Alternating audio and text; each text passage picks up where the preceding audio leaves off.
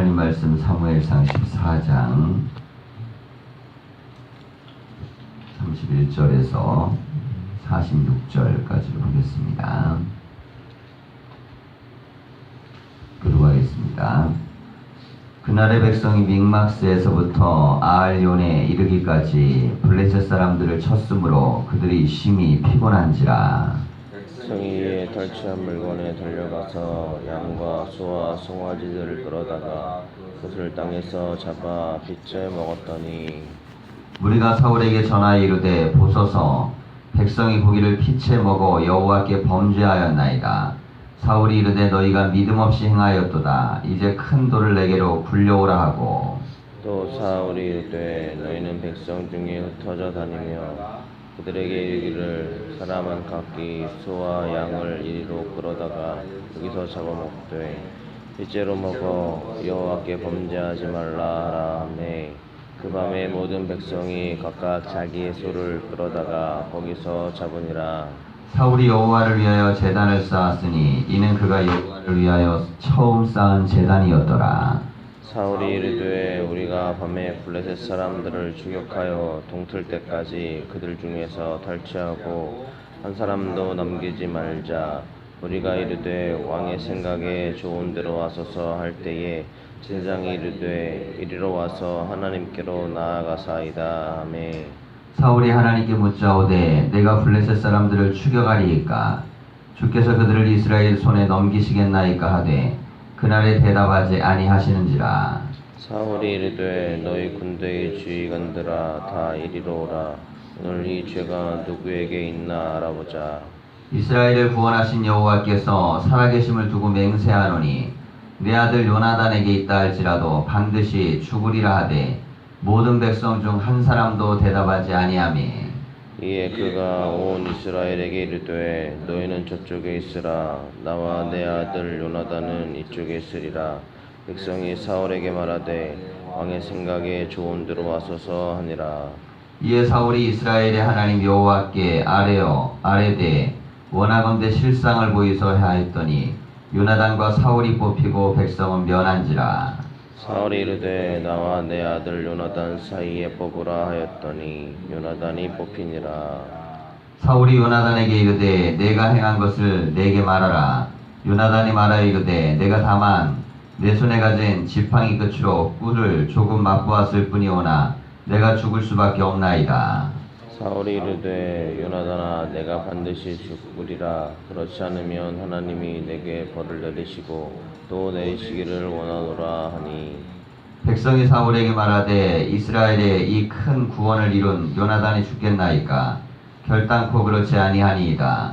여호와의 살아계심을 두고 맹세하옵나니 그의 머리털 하나도 땅에 떨어지지 아니할 것은 그가 오늘 하나님과 동역하였음이니이다 하여 백성이 요나단을 구원하여 죽지 않게 하니라.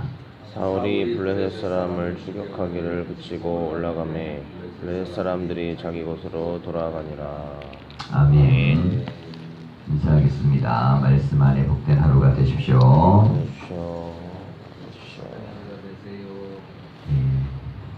이스라엘과 블레셋의 전투가 믹마스에서 아알론에 이르기까지 전투가 이루어졌다. 그리고 이 전투에서 백성들이 많이 지치고 힘들었다는 것이죠.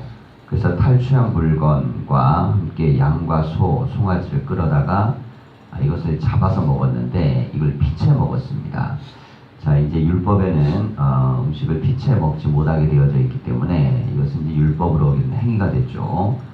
자, 이 행위를 보고 사울에게 사람들이 와서 이야기했을 때 사울은 이것을 믿음 없이 행하는 행위, 왜 이렇게 이런 일이 벌어질까? 그것은 잘 배우지 못했기 때문이다. 이걸 첫 번째 이유로 생각을 하고 그날 그들에게 가르쳤습니다. 절대 음식을 피채 먹지 말고 특정한 장소에 가지고 와서 이것을 너희들이 잘 율법에 해당되는 대로 음식을 먹어라.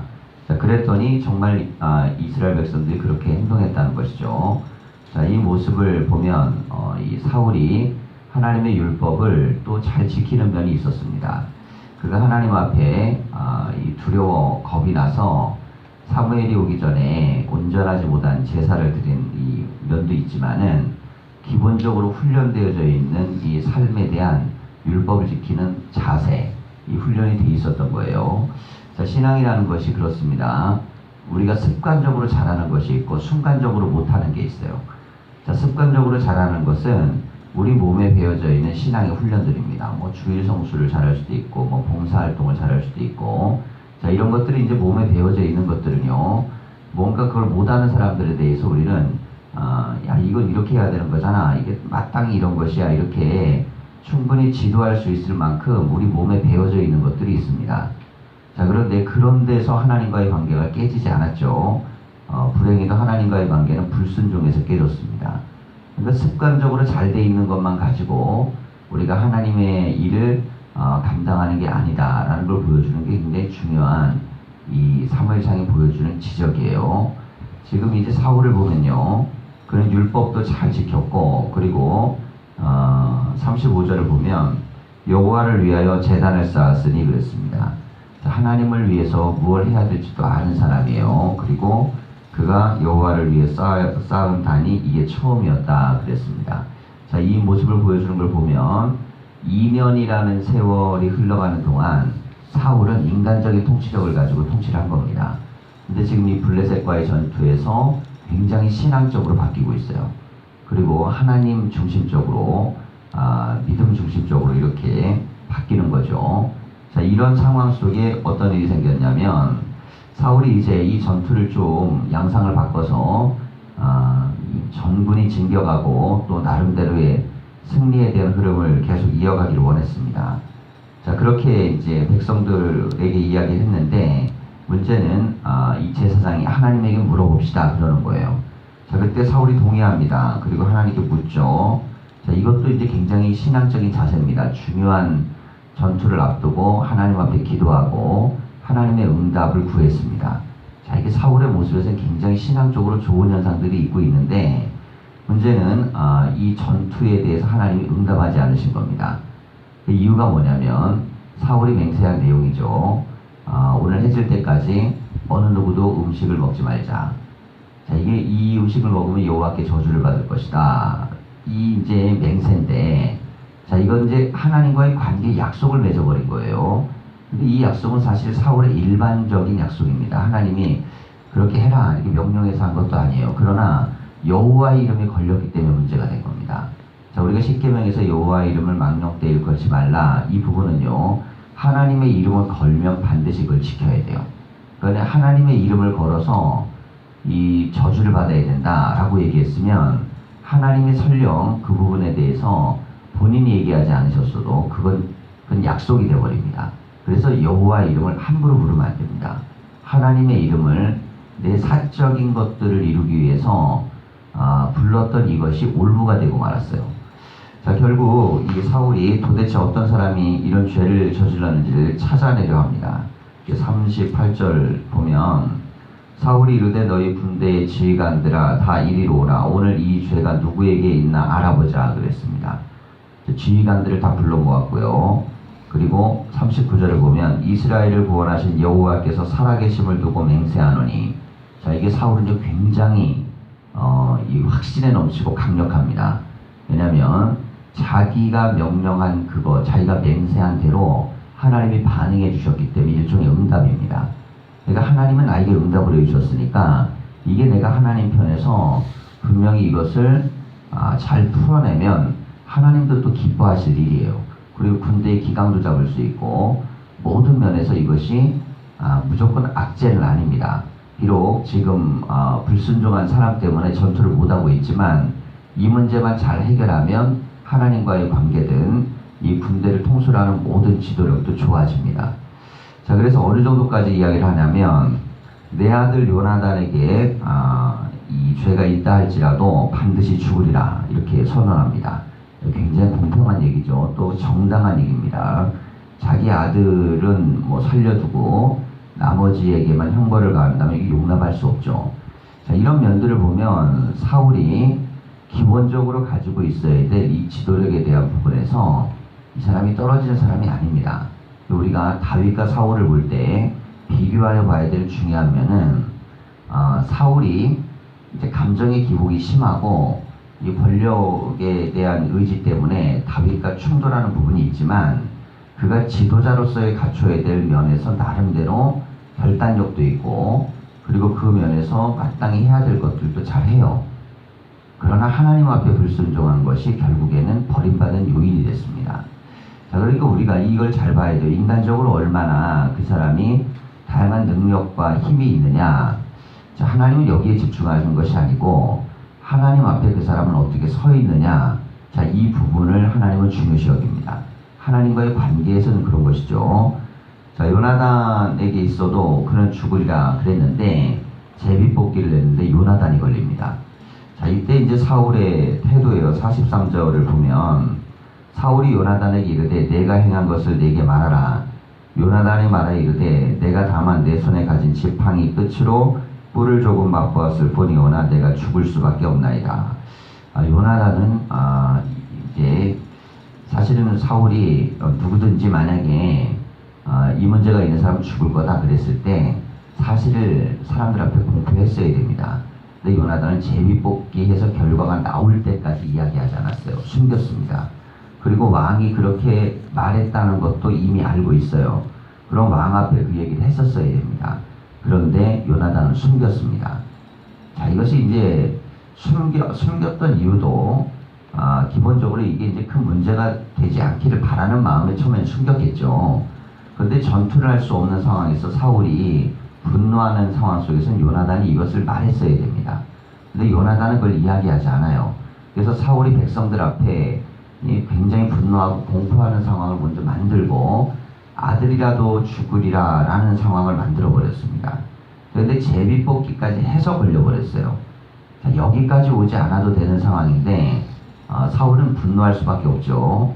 자기 아들이 결국 아버지를 무너뜨리는 행위를 하고 만 겁니다. 그리고 아버지가 지금 왕의 명령으로만 했으면 그것이 뭐 그냥 왕명이니까 나름대로 조정하면 되는데 이게 나름대로 이 신앙의 결의를 갖고 했던 것이기 때문에 이건 그냥 왕의 생각과 마음대로 이렇게 할 수 있는 게 아닙니다. 그리고 이제 공포를 했죠, 사람들 앞에. 그러니 마땅히 이것에서 요나단 문제를 처리를 안 하면 왕권이 흔들릴 판이에요. 자, 이 상황에서 44절을 보면 사울이 이르되 요나단아 내가 반드시 죽으리라. 그렇지 않으면 하나님이 내게 벌을 내리시고 또 내리시기를 원하노라. 이 결단력 있는 모습이 있습니다. 백성이 사울에게 말하되 이스라엘의 이 큰 구원을 이룬 요나단이 죽겠나이까 결단코 그렇지 아니하니이다. 여호와의 살아계심을 두고 맹세하옵나니 그의 머리털 하나도 땅에 떨어지지 아니할 것은 그가 오늘 하나님과 동역하였음이니이다 그럽니다. 자, 이 문제가요 굉장히 심각한 문제가 됩니다. 자, 백성들은 지금 요나단을 살리고 싶어요. 그래서 뭐라고 하냐면 요나단이 하나님과 동역했다는 거예요. 그래서 전투를 이겼죠. 20명가량을 무너뜨리면서 전세를 뒤집어 버렸습니다. 자, 이 부분을 강조하면서 요나단이 물론 이제 알지 못하고 이 지은 잘못이지만은 그 부분에 대해서는 뭐 모르고 하지 않았냐. 이게 이제 범죄인지 모르고 그리고 듣지도 못했고 알지도 못했고 비록 이제 왕에게 떳떳하게 얘기 못했지만 그가 우리를 위해서 이룬 구원에 비하면 그건 작은 거다. 자, 이렇게 문제를 해결해 줍니다. 이게 백성들이 사울에게도 피할 수 있는 길을 줬고 요나단에게도 피할 수 있는 길을 줘요. 그리고 백성들 스스로도 자기 목소리를 냅니다. 자, 그런데 이것이 결코 이후에 좋은 정치적 지형을 만들어내지 못합니다. 그러니까 사울과 요나단의 사이에서 벌어졌던 이 사건은 이제 왕권이 붕괴되고 무너지는 출발점이 됩니다. 자, 왕권의 핵심은 무엇이냐면 그 왕의 권력, 곧 그의 입에서 나간 말이 이루어져야만 그게 왕권이 성립이 돼요. 근데 이 왕권이 지금 아들을 살리라는 백성의 목소리에 마음이 어떻겠어요? 살리고 싶죠. 결국에는 그 스스로가 그것들을 갖다 번복하고 맙니다. 자, 이 번복하고 말았던 이 행위는 결국에는 사울이 앞으로 통치를 하는 데 있어서 굉장히 그 사울의 통치력을 약화시켜요. 결국에는 사울은 천천히요 다윗은 만만히요가 나올 만큼 다윗의 지도력이 단호함과 결단으로 강력해집니다. 자, 사울이요, 지금 분명히 좋은 선택을 하는 거예요. 아들을 죽이는 것보단 살리는 게 낫죠. 백성들의 입장에서도 마찬가지입니다. 근데 문제는 무엇이냐면, 이게 여호와를 이름하여 맹세했던 맹세이기 때문에 이 부분을 갖다가 서로가 정으로 이렇게 쉽게 해결할 수 있는 문제가 또 아닙니다. 우리 입장에서는 이게 좋은 게 좋은 거 아니냐 그럴 수 있지만, 전체가 한꺼번에 하나님의 율법에 대한 부분을 한꺼번에 무너뜨리는 행동이 되고 말았습니다. 한 사람은 살렸으나 모두가 다 같이 하나님의 율법과 약속에 대한 부분을 어기는 사건이 되어버렸어요. 서원에 대한 부분은 생명을 걸고 지켜야 되는 것인데 그러지 못한 사건이 됐죠. 자, 인간적으로 보면 되게 좋은 사건입니다. 그런데 아예 맹세를 하지 말든지 아니면 했으면 지켜야 되는데 그 부분에 있어서 이것들을 너무 쉽게 만들어버려요. 자, 결국에는 나중에는 사울이 이제 적과의 전투에서 얻었던 노예물들, 자, 이것들을 다 이제 뭐 좋은 것들, 소든 양이든 다 이렇게 우리에 두지 않습니까? 자, 이렇게 할 수 있는 행동이 왜 이렇게 일어나냐면 이 한 번의 행동이 이걸 가능케 한 겁니다. 그러니까 여호와의 율법을 갖다 온 백성과 함께 그냥 가볍게 만들어 버렸잖아요. 그러니까 하나님은 야, 절대로 그 지휘관 왕 살려두지 말고, 그리고 너희들이 잡은 모든 것들은 이 아말렉에 대해서 내가 분노하는 게 있으니까 다 없애라. 근데 그렇게 안 합니다. 왜냐면 백성들이 이미 한번 사울로 하여금 하나님의 법이라 할지라도 우리가 원하면 그럼 바꿀 수 있는 거 아니냐, 이렇게 입장을 세운 겁니다.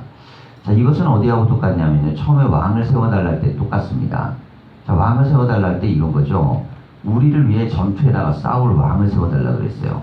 자, 이 대목을 보면 하나님 아닌 다른 것으로 하나님의 자리를 대체합니다. 하나님이 막 분노하시죠. 나 아닌 다른 것을 왕으로 세우는 것 용납을 못합니다. 자, 그런데 지금도 마찬가지예요. 하나님과의 약속을, 요나단을 살리는 게 굉장히 우리도 봐도 이게 훌륭하지 않습니까? 요나단 좋은 사람이고 훌륭한 사람이고.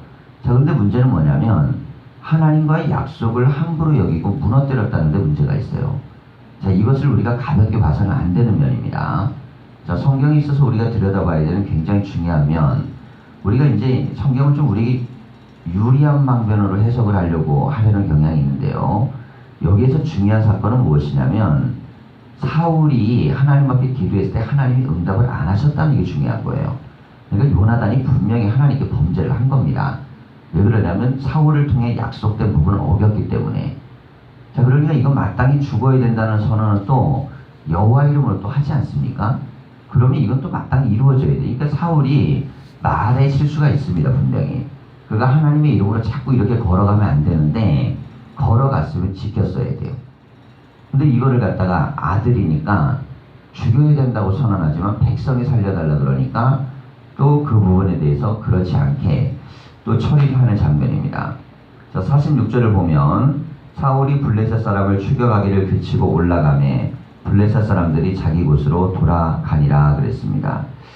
자, 여기서 보면 더 이상 추격을 안 해요. 왜냐하면 하나님께서 응답하지 않으셨잖아요. 공격하라는 응답을 안 했습니다. 그러니까 지금 요나단을 살려야 되지 않습니까? 요나단을 살릴 때 어떻게 해야겠어요? 하나님의 응답이 지금 전투에 가지 못하게 하는 것인데 요나단을 살리면 분명히 여기서 더 가면 어떻게 되겠어요? 큰일이 벌어질 수 있죠. 그러니까 절충안을 찾아냅니다. 이게 뭐냐면 요나단도 살리고 적진으로 가지도 않고. 자, 결국에는 이 지점에서 다른 거예요. 자, 되게 좋아 보이는 것이지만 인간적으로 좋아 보이고 훌륭해 보이는 것이고 생명을 살린 것처럼 보이지만 결국에는 여호와의 법을 가벼이 여기고 무너뜨려버리는 사건을 백성이 다 같이 보합니다. 요나단이 이렇게 얘기했어야 돼요. 하나님의 법으로 정해진 것이기 때문에 많은 사람이 날 살려달라 할지라도 난 죽어야 됩니다. 이렇게 해야 됩니다. 그러니까 이제 처음에는 왕이 분노하니까 난 죽겠습니다 그랬지만 백성이 살려달라 그러니까 거기에서 그냥 다 유야무야 넘어가잖아요. 자, 이 대목을 통해서 우리가 이 구약의 율법의 엄격함을 좀 봐야 됩니다. 자, 이게 하나님의 말씀의 약속, 왜 구약에선 그렇게 율법을 어겼을 때 그 부분에 대한 하나님의 진노가 분명하냐면 법을 어기는 게 중요한 게 아니고요. 하나님의 약속을 가벼이 여기지 못하게 하기 위함입니다. 약속을 가벼이 여긴다는 건 뭐냐면 존재를 가벼이 여기는 거잖아요. 그러니까 하나님이란 존재를 가볍게 여겨버리도록 만드는 것. 자, 오늘날 이제 우리가 우리는 이제 율법이 아니라 믿음으로 구원받는다라는 게 이제 기독교 신앙의 핵심적 가치죠. 자, 그런데 이 부분을 이해를 잘 하셔야 됩니다. 율법이 아닌 믿음으로 구원받는다 그때 그 믿음은 예수 그리스도를 믿는 믿음입니다. 근데 예수 그리스도는 어떤 분이냐면 하나님의 법을 하나도 어기지 않고 마지막에 희생으로 우리를 위해 대신 죽으신 하나님의 순종의 표상이에요. 그러니까 이것이 의미하는 것은 무엇이냐면 우리가 율법에 대한 부분을 잘 지키지 않아도 구원받는다가 핵심이 아닙니다. 굉장히 잘못된 생각으로 빠져들어갈 수 있는 위험이 있어요. 율법을 지키지 않는 건 마땅히 죽어마땅한 거예요. 그런데 그것을 예수님이 대신 당했다는 걸 깨닫고 하나님의 법을 우리가 믿음으로 잘 지키며 살겠다는 방향으로 나아가는 것입니다. 부모가 내가 뭘 잘못해가지고 큰 잘못을 저질렀습니다. 그래서 밖에 나가고 뭐 남들을 내가 폭행해가지고 돈을 한 5천만 원 물어줬어요. 부모가 대신 물어준 겁니다. 야, 내가 잘못해도 부모가 돈을 5천만 원 물어주네. 그러면 5천만 원보다 작으면 얼마인지 해도 되겠네. 이렇게 생각하는 자녀를 정상적이라고 얘기하는 사람은 아무도 없습니다. 그렇잖아요. 그러니까 우리가 은혜를 입었다고 하나님의 법을 어겨도 된다는 것을 정상으로 여기면 안 돼요. 바울이든 혹은 성경에 있는 어떤 누구도 그렇게 가르친 사람은 아무도 없습니다. 근데 안 가르쳐도 우리는 그렇게 해석을 해버려요. 왜 그러냐면 은혜로 구원받는 거지 율법으로 구원받는 게 아니야. 자, 이 대목을 어떻게 복해해버리냐면 뒤집어놔서 우리가 은혜로 구원받았으니 하나님의 법은 꼭 반드시 지켜야 되는 건 아니야. 자, 이렇게 잘못 흘러갈 수 있다는 것이죠. 자, 그런데 우리가 성경이 면면이 흐르고 있는 건 뭐냐면 하나님의 법을 어기면 그 법에 대한 어기는 대가를 받아야 됩니다. 그런데 그 대가를 예수님이 대신 당하셨으니 우리는 그 모습을 보면서 더 이상은 죄를 짓지 않으려고 끝없이 부단히 애쓰고 노력하려는 게 신앙이에요. 자, 이것이 이제 중요한 개념입니다. 이게 뭐냐면 이게 거룩해지는 거예요. 예수를 믿고 거룩해진다는 것은 나를 위하여 내 죄값을 치르신 분을 보면서 우리가 하나님 뜻대로 더 바르게 살려고 노력하는 것입니다. 자, 그러니까 율법을 지켜서 구원받는 건 아니지만 율법을 어긴 건 분명하지만 그래도 더 바르게 하나님 뜻대로 살려고 부단히 노력해야 되는 것입니다.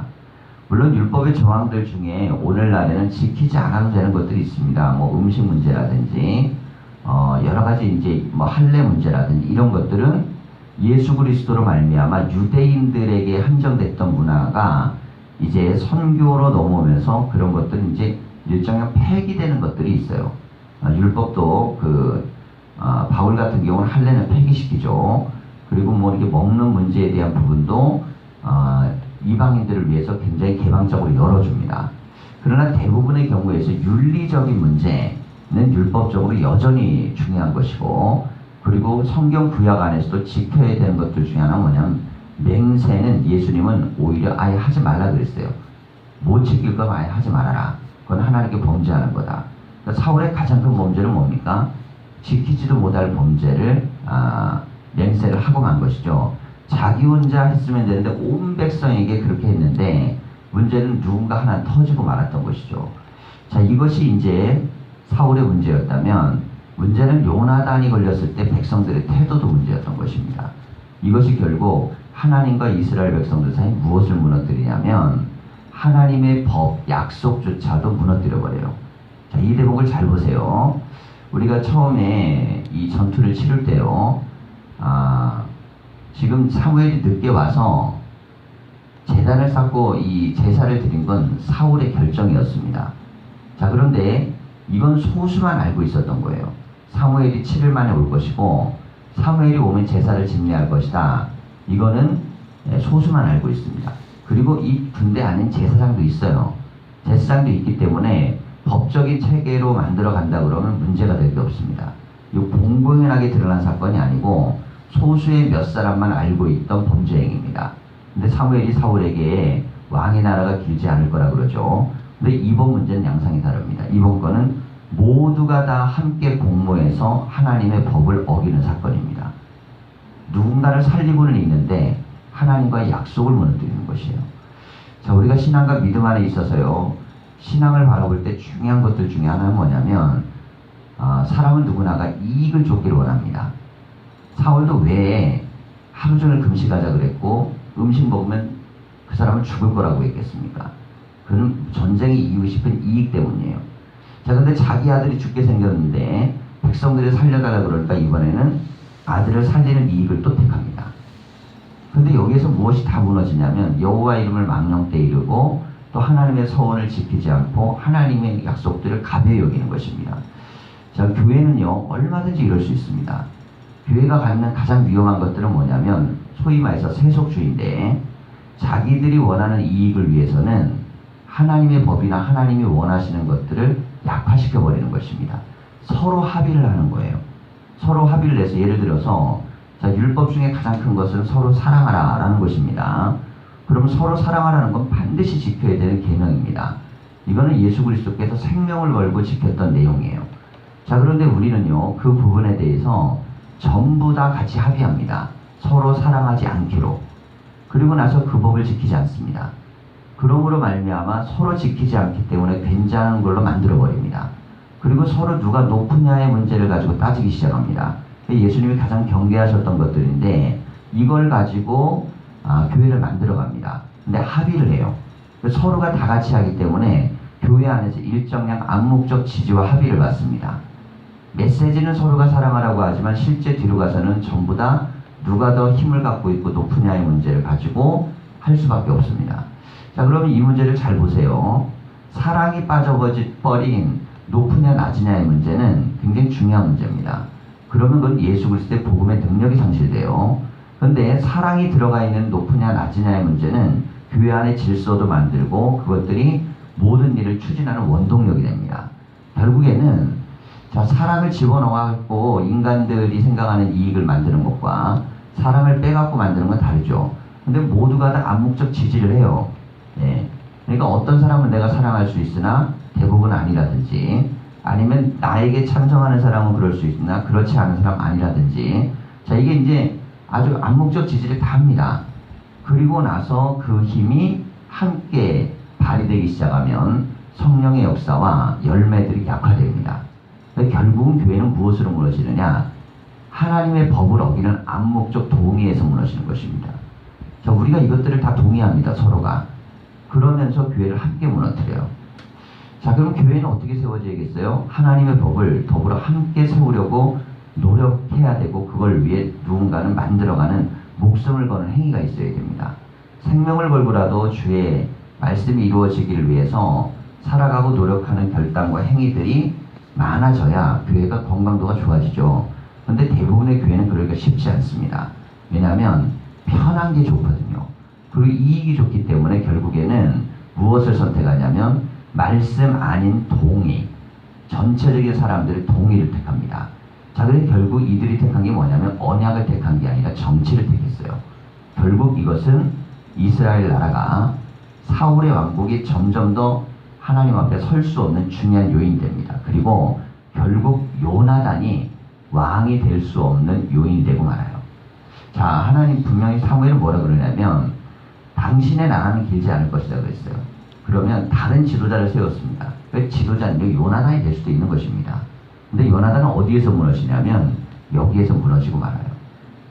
결국 우리가 하나님이 어떤 큰 뜻의 흐름 속에 두었을 때와 구체적으로 가서 무엇을 만들 때는 다릅니다.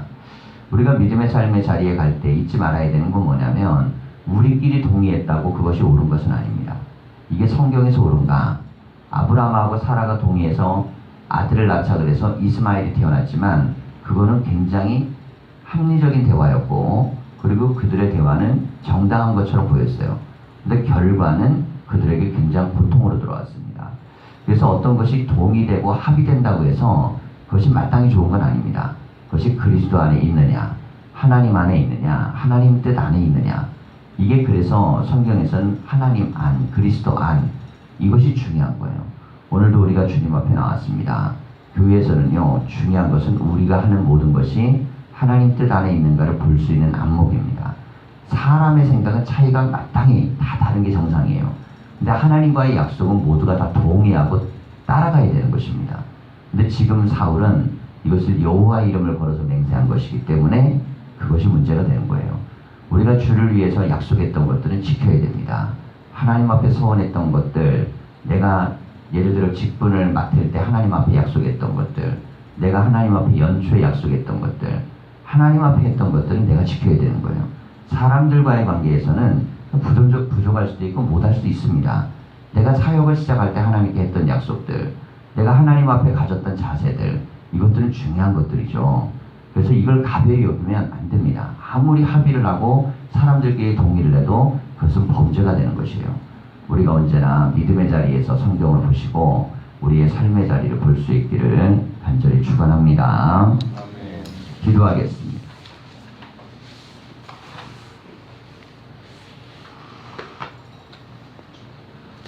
살아계신 하나님, 우리가 이 새벽에 하나님 앞에 섭니다. 우리가 여호와의 이름으로, 예수 그리스도의 이름으로 하나님, 우리가 혹이라도 맹세하지 않게 하여 주시고, 하나님, 우리가 서원하고 하나님 앞에 했던 것이 있다면 반드시 지키게 하셔서 하나님의 이름이 만홀히 여김을 당하고 아버지 하나님이여, 여호와의 이름이 땅에 떨어진 일이 없도록 우리 스스로가 늘 하나님 경배하며 여호와의 약속을 아버지 하나님 귀히 여길 수 있는 믿음과 신앙의 공동체를 온전히 이루게 하여 주시옵소서. 그리하여 하나님, 우리가 성경이 이루신 말씀대로 이 말씀이 이루어지기 위하여 우리가 부단히 함께 노력하며 애쓰며 기도하며 나아가게 하여 주시고, 성령께서 우리에게 베풀어 주신 하나님의 말씀을 지키기 위하여 우리가 아버지 하나님 믿음 안에 아버지 하나님 늘 거하며 살아갈 수 있도록 인도하여 주시옵소서. 하나님 앞에 새벽에 기도할 때 기도의 문을 여시고 우리가 주님 앞에 나아갈 때 하나님 은혜를 더하여 주시옵소서. 귀한 물질을 드리며 기도하는 제목에 응답이 있길 원하오며 예수님의 이름으로 기도하였습니다. 아멘.